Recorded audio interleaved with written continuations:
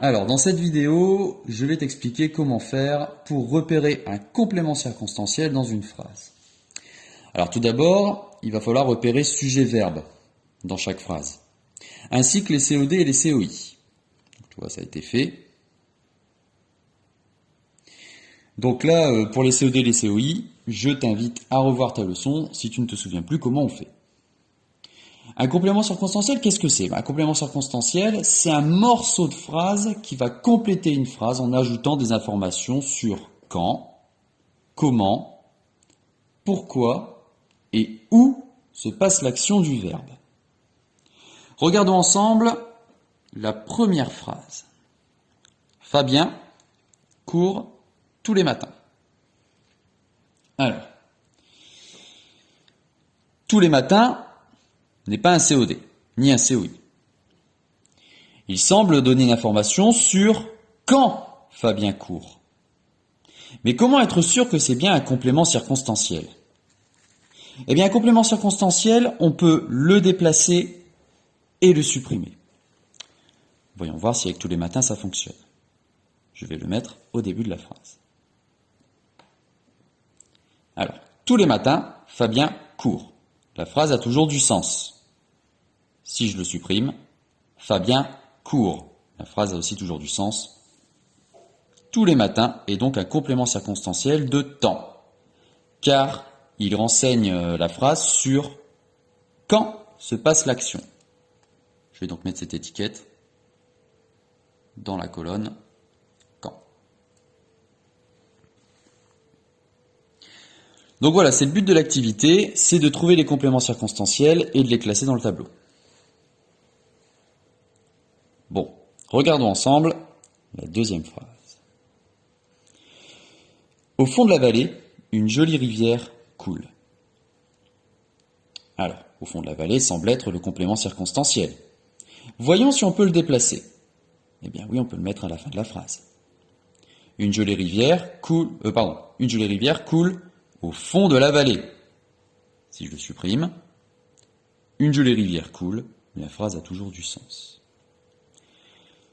Une jolie rivière coule où? Au fond de la vallée. Par conséquent, au fond de la vallée est un complément circonstanciel de lieu, car il répond à la question où.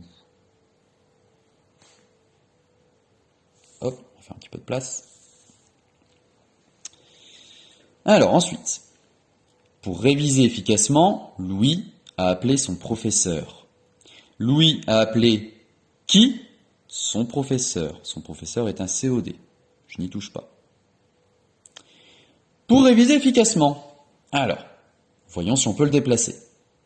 Louis a appelé son professeur pour réviser efficacement. Si je le supprime, Louis a appelé son professeur. La phrase a toujours du sens. Pourquoi Louis a appelé son professeur? Pour réviser efficacement. Pour réviser efficacement, répond à la question pourquoi. C'est donc un complément circonstanciel de cause. Hop. Alors, la suite. Le torrent disparaissait brutalement sous de gros blocs rocheux. Ah, il y a deux groupes ici, deux étiquettes. Peut-être qu'il y a deux compléments circonstanciels dans une même phrase. On va voir. Regardons d'abord brutalement. Voyons si je peux le déplacer. Brutalement, le torrent disparaissait sous de gros blocs de rochers. Ça fonctionne. Si je le supprime, le torrent disparaissait sous de gros blocs de rochers. Du coup, brutalement est aussi un complément circonstanciel. Le torrent disparaissait comment sous de gros blocs de rochers? Il disparaissait brutalement. Brutalement est donc un complément circonstanciel de manière, car il répond à la question comment. Voyons voir maintenant pour sous de gros blocs de rochers. Je déplace.